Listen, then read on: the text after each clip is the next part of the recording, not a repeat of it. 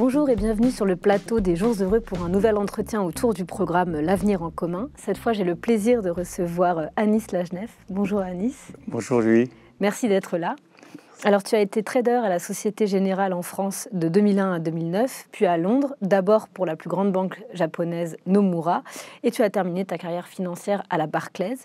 Tu es très actif sur Twitter et on peut te suivre également sur ta chaîne Telegram, sur laquelle tu postes des interviews que tu as données et des articles qui te semblent intéressants. Pour n'en citer qu'un seul, tu as par exemple recommandé en octobre dernier la lecture d'un texte qui part d'une intervention de Robespierre à la tribune de la Convention nationale en 1792, et qui dénonce la théorie de la liberté totale du commerce. En cette période d'inflation des denrées alimentaires, se rappeler de ce que Robespierre déjà en son temps dénonçait, spéculer aux dépens de la vie d'un semblable est un fratricide. Bon, ça annonce la couleur. Tu tiens également un blog sur Mediapart où tu parles d'économie, de finances, de monnaie, des banques et de fiscalité sociale. Et sur ce blog, tu te présentes comme citoyen libre. Et c'est ma première question. Pourquoi citoyen libre ? Alors pourquoi citoyen libre? Parce que j'ai l'impression en fait que j'ai gagné ma liberté. C'est-à-dire que j'ai une parole libre, je ne suis pas lié à un crédit, à un patron ou à quoi que ce soit, et que je peux dire ce que je veux. Certains me présentent comme un trader repenti. Alors j'aime pas beaucoup ça parce que la repentance, qu'est-ce que ça veut dire? Ça veut dire que je suis responsable du système financier et je pense que je n'ai pas à porter sur le dos 800 ans pendant les siècles ou 8 siècles pendant lesquels on a justement libéré ce que j'appelle l'usure, c'est-à-dire une économie fondée sur la dette avec intérêt, avec des étapes de plus en plus sophistiquées. Donc à la rigueur, peut-être trader énervé ou trader engagé, mais pas trader repenti. Alors justement, c'est tout ce dont on va parler pendant cet entretien. Dans une interview pour Putsch Live, tu as parlé de ton ressenti en étant dans la finance, enfin plutôt de ta prise de conscience qui est allée crescendo, comme tu as dit dans cette interview, que quelque chose n'était pas juste et pas équitable dans ce système bancaire et monétaire. Tu as parlé de la crise de 2008 comme premier marqueur de cette prise de conscience, même si on a bien compris que c'était crescendo depuis 2001. La finance a mis à terre en 2008 l'économie réelle, car normalement donc, toutes les banques auraient dû faire faillite, et c'est l'État qui ont sauvé les banques, donc nous, les contribuables. Tu as d'ailleurs dit dans cette interview: je me suis rendu compte que les dés étaient pipés car on gagne quand ça se passe bien et qu'on ne perd pas quand ça se passe mal. Et cela nous amène à ma première question, qui est une question qui trouve son origine aux États-Unis au moment de la crise des années 30 et qui est revenue sur le devant de la scène depuis 2008. Faut-il séparer les banques d'affaires des banques de dépôt ? Je pense que ça, c'est une première étape nécessaire. Parce qu'en réalité, si on regarde le rôle d'une banque commerciale, il y a deux types. Il y a les activités de marché, dans lesquelles il y a justement un service qui est rendu à des investisseurs, à des spéculateurs, donc ce qu'on appelle les hedge funds, etc. Mais il y a aussi le financement d'activités réelles, etc., de grosses entreprises. Et de l'autre côté, on a la banque de détail qui est là pour justement financer l'économie réelle. Et le problème, c'est que tout est mélangé. Ouais. Et on ne sait pas, dans le bilan d'une banque, si on pourrait faire le travail et voir ce qui vient justement de la spéculation pure ou ce qui sert vraiment l'économie réelle. Et il serait bon justement de détacher les deux pour arrêter d'avoir ce chantage du too big to fail. Qu'est-ce que ça veut dire? Ça veut dire que les banques, quand elles font de l'argent, les profits sont privatisés. Mais le jour où ça se passe mal, on ne peut pas les laisser tomber. Donc en 2008, on les a sauvés une première fois. En mars 2020, on les a sauvés une seconde fois. Et pourquoi on les a sauvés? Parce qu'elles prenaient des paris démesurés sur les produits dérivés et les produits exotiques. Et donc, il y a toujours ce chantage au sauvetage, ce chantage au chômage, etc. Et ce qui serait bien, c'est justement défaire la banque commerciale de la banque d'investissement. Pourquoi? Pour justement arrêter d'avoir ce chantage du too big to fail. Alors, justement, là, tu parles de la crise Covid. On a vu que les dividendes mondiaux ont atteint des records, 400 milliards de dollars en 2021. Et en même temps, il y a une flambée des prix de matières premières. Moi, à l'origine, je ne serais pas contre le dividende si le dividende était là pour rémunérer quelqu'un qui a travaillé toute sa vie, qui a épargné et qui a investi de façon risquée dans une activité, que ce soit la sienne ou celle d'une entreprise. C'est-à-dire que si lui... l'argent investi est issu de l'épargne, c'est-à-dire d'un travail passé, ouais. et que ça rémunère son risque parce qu'il est capable de prendre le risque de tout perdre si l'activité se passe mal et de gagner des dividendes si ça se passe bien. Mais ça, c'est le capitalisme de grand-père ou de papa, allez, pour moi. Mais pour les plus jeunes, c'est leur grand-père. Ça fait à peu près une quarantaine d'années que le capitalisme tel qu'il est connu là est perverti par la dette. Alors, je vais donner un exemple très concret. Prenons par exemple le cas de Bernard Arnault. Bernard Arnault a levé, donc il a été sur le marché de la dette et a pu lever, donc ce qu'on appelle lever, c'est-à-dire emprunter sur le marché de la dette quasiment entre 10 et 16 milliards pour acheter Tiffany, qui est un joaillier américain. Et comment il l'a acheté? C'est pas sur des profits passés ou quoi que ce soit, c'est sur de la dette émise. Et cette dette, elle a été émise comment? Grâce à la BCE qui, a racheté cette dette-là et en plus a inondé le marché de la dette d'argent, d'intérêt public, créé de nulle part. Donc lui, il va sur le marché de la dette, il lève ses 16 milliards, il achète Tiffany. Tiffany a des employés, etc. Lui, il va toucher 3% en dividendes de Tiffany. Donc, il s'enrichit de centaines de millions d'euros, d'après mes calculs, si je me rappelle bien, c'est quelque chose comme entre 2 et 300 millions d'euros, sans rien faire, juste grâce à un montage financier. Et ça, c'est un dividende qui est légitime pour moi. C'est un dividende qui est lié que à sa capacité à lever de l'argent gratuitement grâce à l'action de la BCE pour acheter une activité qui est réelle et profiter du travail des autres. Et ça, pour moi, c'est la perversion du dividende ou du capitalisme financier, justement par la dette avec intérêt. Donc je suis contre ce type de dividende. Et en ce moment, c'est quasiment, à part quelques petits actionnaires, et c'est pas ceux-là, c'est pas Papy qui a investi dans Eurotunnel à l'époque ou dans France Télécom qui pose problème, ou dans Gaz de France, c'est pas lui, ou Engie maintenant, c'est pas lui qui pose problème. Celui qui pose problème sont tous ces prédateurs qui vont et qui, par le jeu des LBO, c'est-à-dire comme Drahi, c'est quoi la LBO? Je lève énormément d'argent, j'achète SFR, je maquille la mariée, je renvoie des gens alors que c'est profitable, etc. Et derrière, je touche des dividendes. Et cet argent-là, comment il le touche, le dividende? C'est justement grâce à la dette qui lui a permis d'acheter SFR. Alors, quand tu as accepté cette interview, je t'ai fait parvenir le programme et tu as tweeté que les 4 premières propositions de l'avenir en commun sur le partage des richesses sont la clé pour nous libérer de la domination de la finance sur nos vies et sur l'État. Et l'une de ces propositions est de créer un pôle public bancaire. Qu'en penses-tu? Je trouve que c'est une excellente idée. En fait, je pense qu'il faut qu'on revisite Locke et Montesquieu sur la séparation des pouvoirs. C'est que ils sont super, Locke et Montesquieu, ils ont commencé le travail, mais je pense que là, il est temps au XXIe siècle qu'on finisse le travail. Et donc, il y a 2 pouvoirs qui nous échappent, qui sont centraux en fait. Pour moi, le premier, il est au-dessus même de tous les autres, même au-dessus de l'exécutif, on le voit bien en ce moment, c'est le pouvoir monétaire. Donc c'est le pouvoir de création monétaire, le pouvoir de créer de la monnaie à partir de rien. Ce pouvoir doit être repris socialement et il doit revenir au peuple. Il doit revenir démocratiquement au peuple. Donc ça, c'est la première chose. Et le deuxième, c'est le pouvoir médiatique. Mais ce n'est pas l'objet de cette réunion. Donc voilà les 2 pouvoirs qu'il faut reprendre. Donc pourquoi il faut reprendre le pouvoir de création monétaire? Parce qu'aujourd'hui, je ne sais pas si les gens le savent, mais il y a 2 façons de créer de la monnaie. C'est soit la BCE qui crée de la monnaie à partir de rien, et après va racheter de la dette publique ou la dette de multinationales, comme celle de LVMH ou de L'Oréal ou de Total, sans faire de distinction, est-ce que c'est une dette carbonisée ou pas. Donc il n'y a aucun... ils se disent agnostiques à toute dimension politique. Mais en fait, ne pas avoir justement de décision politique dans la création monétaire, c'est déjà faire de la politique. C'est-à-dire, c'est déjà favoriser LVMH, c'est déjà favoriser Total, qui sont les dernières multinationales qu'on devrait aider d'ailleurs. Elles s'en sortent déjà très bien toutes seules. Donc ça, c'est le premier point. Donc ça, c'est la monnaie qui est créée par la BCE. La deuxième monnaie qui est créée, et qui représente à peu près 90% de la monnaie qui est en circulation, c'est la monnaie qui est créée par des institutions privées. Et pour être un peu plus précis, par des banques commerciales. Donc les banques commerciales peuvent être parfois nationalisées ou partiellement nationalisées.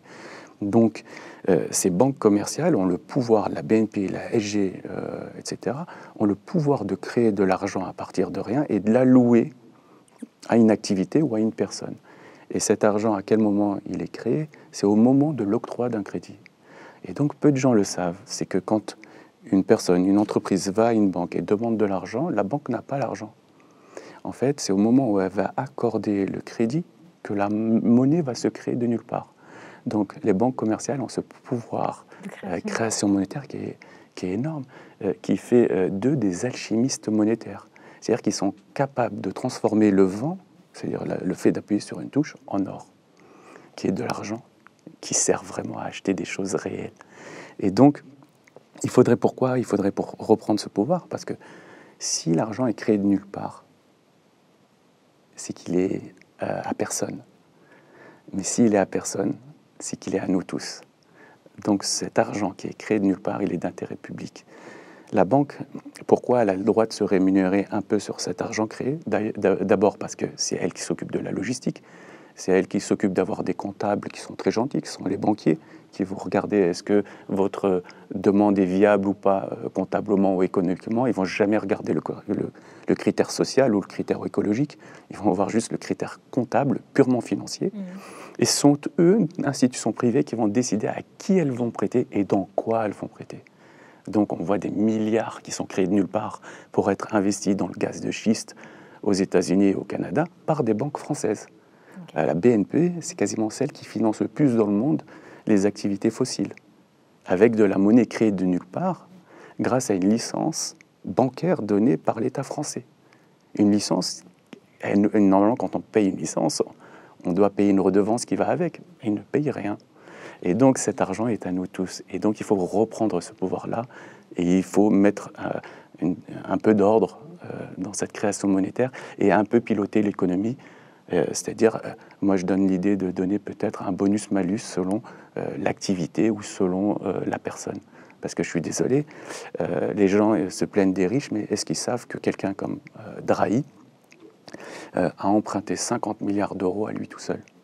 Il y a des gens, ils n'arrivent pas à emprunter 30 000 euros pour se lancer dans un business de plomberie ou de couvreur, mais il y en a qui arrivent à lever 50 milliards pour faire des montages purement financiers, des LBO, qui leur permettent d'avoir un patrimoine tellement énorme qui leur permet justement d'acquérir un pouvoir médiatique et un pouvoir politique. Et donc tout est lié. On voit que le financier a la mainmise sur l'économique. Quand je parle d'économie, c'est l'économie réelle.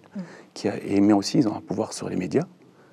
Ils ont un pouvoir aussi, non pas que sur les médias, mais aussi sur le politique. Et parce que ce sont eux qui vont justement forger l'opinion. Donc là, récupérer ce pouvoir sur cette monnaie qui sera gérée démocratiquement par nous, qui est notre monnaie, on pourra orienter la monnaie vers des projets écologiques, sociaux, aider des TPE, c'est ça? Exactement, parce que pour l'instant, qu'est-ce qui se passe? C'est que moi, j'ai rien contre les banquiers qui sont dans des petites agences, etc. Ils font leur boulot, ils doivent aussi se nourrir, payer leurs crédits. Je suis sûr qu'ils ont des crédits aussi. Donc, j'ai rien contre eux, mais quand eux vont devoir décider est-ce qu'ils prêtent ou pas à telle activité ou telle personne, ça va être selon les critères purement comptables de la banque. Alors qu'il faudrait qu'il y ait quasiment un comité de gens, de citoyens qui doivent être dans ce bureau-là avec ce monsieur pour dire non, on va donner une chance à ce jeune-là. Ok, ça n'a pas l'air d'être très rentable ce qu'il raconte, mais on va lui donner un petit bonus.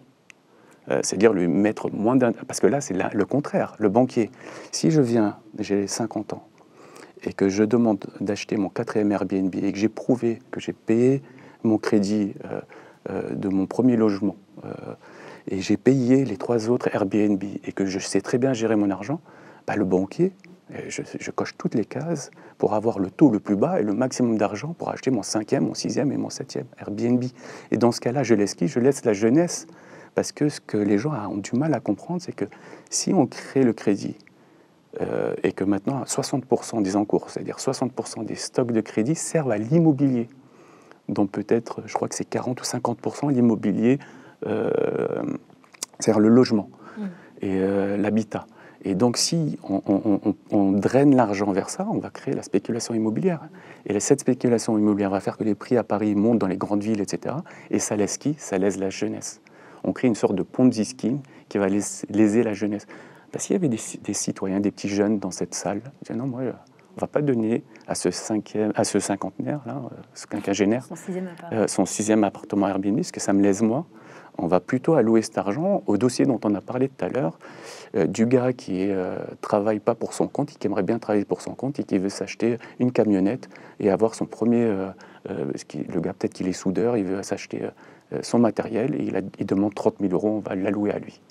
Dans un billet de blog que tu as appelé L'antidote au chaos, tu as écrit que pour une économie en harmonie avec l'humain et la nature, il faut reprendre le pouvoir détenu par les plus cupides, que notre économie s'est bâtie au fil des siècles à la suite d'un compromis implicite entre d'une part les cupides et de l'autre les thésauriseurs, qu'il faut neutraliser les premiers en interdisant l'usure et encourager les seconds à dépenser ou investir dans l'économie réelle. Alors les plus cupides, ce sont les actionnaires, ce sont les spéculateurs, qui imposent la tyrannie du temps court sur le temps long, de l'activité humaine et de l'impératif écologique. Comment reprendre le pouvoir sur la finance, sur les plus cupides? C'est toujours le même moteur nucléaire de la finance. Et à Perlevade, on lui a demandé qu'est-ce que c'est que la finance.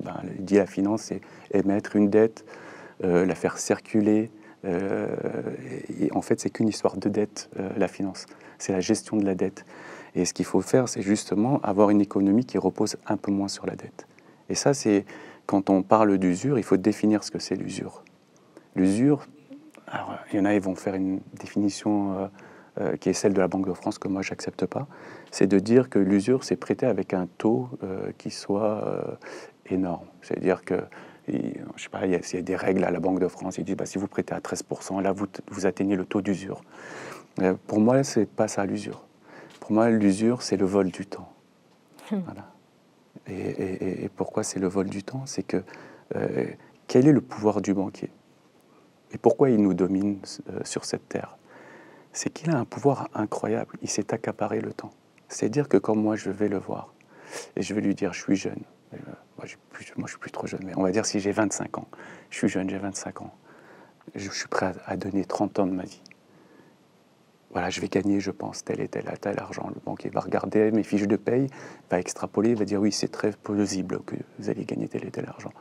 Il a le pouvoir de ramener tous les flux futurs, c'est-à-dire tous les salaires, toutes les rentes futures, il les ramène à aujourd'hui. Et il vous les donne sur un plateau comme un magicien, en appuyant sur une touche d'ordinateur. Et juste par ce travail-là, il va se rémunérer sur vous par les intérêts. Voilà. Et ça, en fait, c'est quelque chose d'incroyable, c'est quelque chose de magique, en fait. Et donc, pourquoi est-ce qu'on va lui donner ce pouvoir de s'accaparer le temps? Le temps, il est universel, il appartient à tout le monde. Il n'appartient pas aux banquiers. Et je ne pense pas que chez LFI, on va aimer ce que je vais dire là, mais Thomas d'Aquin, ou Saint Thomas d'Aquin, encore mieux. Thomas d'Aquin disait que la finance, lui il ne disait pas la finance à l'époque, il disait l'usure, c'est justement le commerce du temps. Et je trouve que c'est une superbe définition de l'usure, c'est le commerce du temps. Et après, il a été un peu plus loin. Il a dit en vérité, c'est le vol du temps. En fait, Thomas d'Aquin est peut-être un précurseur des idées de Marx. Il avait peut-être aussi tapé pile poil là où ça fait mal. Mais le problème avec justement cette pensée des scolastiques qui ont compris que l'usure, donc la dette avec intérêt, un système économique qui ne repose que sur la dette avec intérêt, posait un problème. Parce que la dette, à la fin, c'est culpabilité, c'est domination, c'est aliénation. Voilà, c'est tout ça. On peut regarder tous les mots dans toutes les langues, c'est incroyable. C'est juste aller chercher la racine des mots. Ça nous explique, et tous ces anciens savaient exactement ce que c'était que la dette. Par exemple, en allemand, c'est Schulden, c'est la culpabilité. Voilà, en arabe, c'est qarf. Qarf, c'est la morsure. Voilà, donc ça fait réfléchir. En bambara, donc la langue qui est parlée principalement au Mali, en bambara, la dette, c'est djourou, c'est la corde au cou. Voilà. Et donc, ce qu'il faudrait, c'est justement comprendre ça. Et si on veut mettre au pas la finance, il faut créer une monnaie qui soit libre de dette. Et donc, il faut aussi que nous, on comprenne qu'il faut arrêter d'aller sur les ronds-points le samedi ou avec le syndicat, aller de la place République à la Nation le dimanche, et aller le lundi chez le banquier quémander un crédit pour se mettre la corde au cou sur 25 ans, c'est soit hypocrite ou soit c'est ne pas être conscient du monde dans lequel on vit. Et donc il faut reprendre ce pouvoir de création monétaire et pourquoi pas créer ce que j'appelle moi une monnaie libre de dette. Je ne sais pas si on aura le temps d'en parler. Si on va en parler, je voulais juste rebondir sur ce que tu as dit sur les Gilets jaunes, du coup, qui ont investi les ronds-points. Ils ont beaucoup, reparlé de la loi de 73. Moi, je suis contre cette idée. Je ne parle jamais de 73, de la loi de 73. De Pourquoi? Pour moi, de Maastricht ou de Lisbonne. Parce que Maastricht ou Lisbonne, voilà, là, c'est concret, ce sont les traités européens, c'est le cadenas. C'est une alliance entre le système bancaire et les multinationales, le marché, qui a cadenassé justement nos lois européennes pour que la création monétaire soit à leur service. Okay. Donc, il faut généraliser, et 73, pour moi, c'est un détail de l'histoire. C'est une étape dans la sophistication de la finance et de l'emprise qu'elle a eue. Pourquoi cette date de 73 revient souvent? Parce que le premier déficit de l'État, c'est 74. Et il est plus lié au premier choc pétrolier qu'il y est à quoi? Qu'il y est à 71, c'est-à-dire à la fin des accords de Bretton Woods en août 71, quand Nixon a décidé de dire, vous savez quoi, le dollar n'est plus adossé à l'or, il est adossé à rien. Donc l'or, en fait, c'est quelque chose de physique.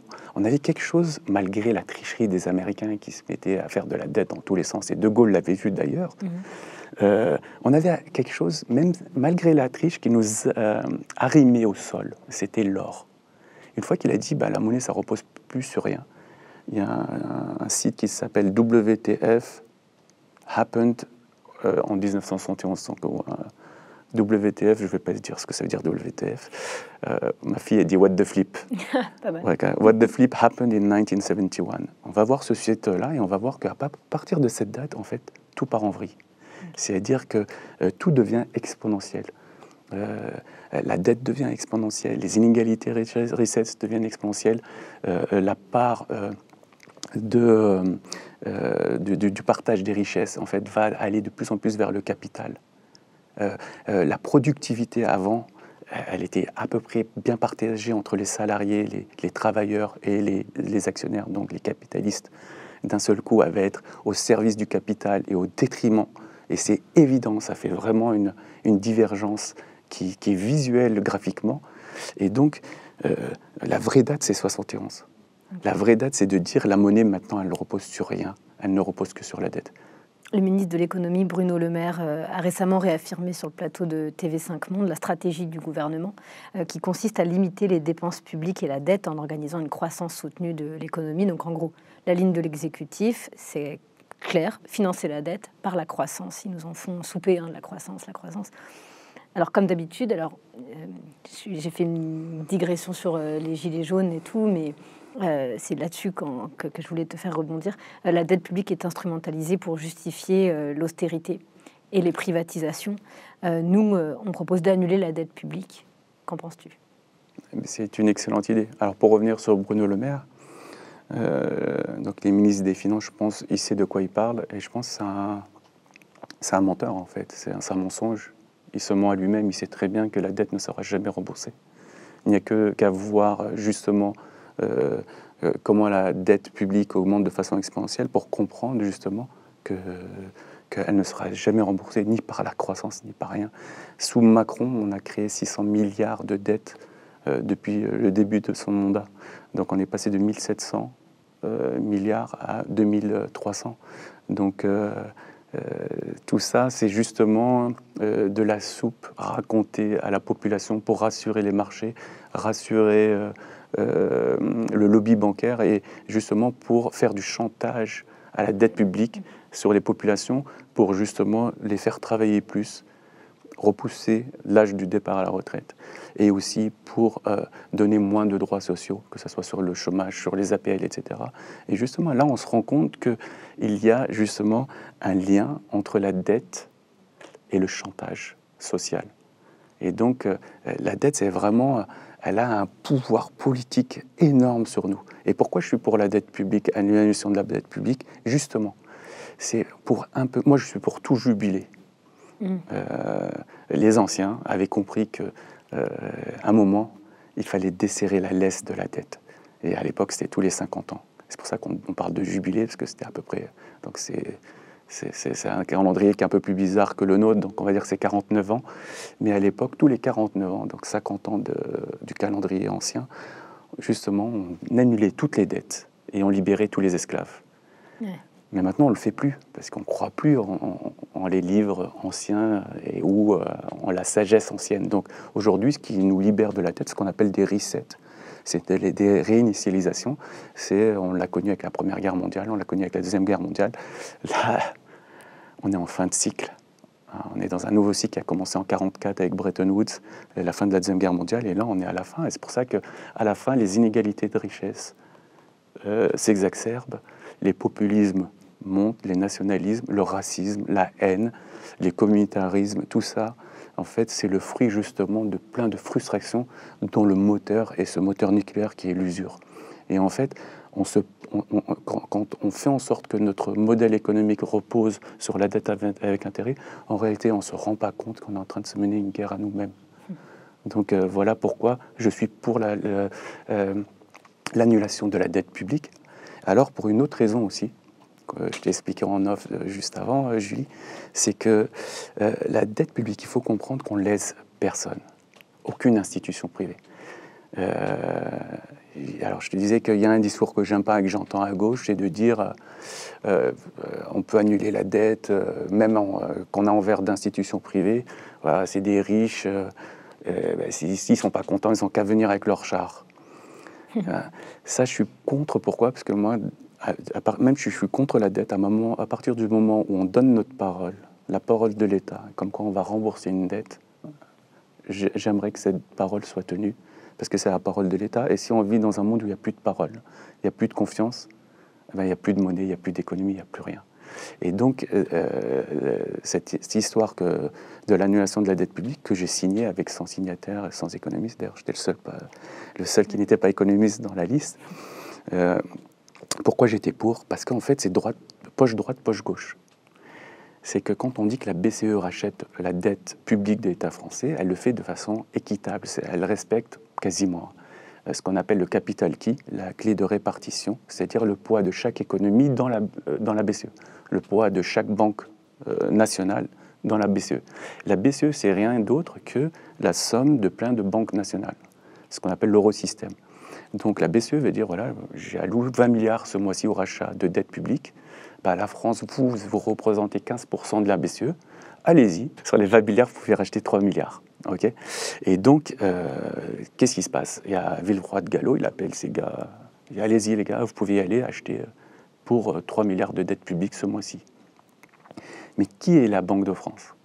C'est une banque nationalisée en 1945. Napoléon, on avait fait une institution privée.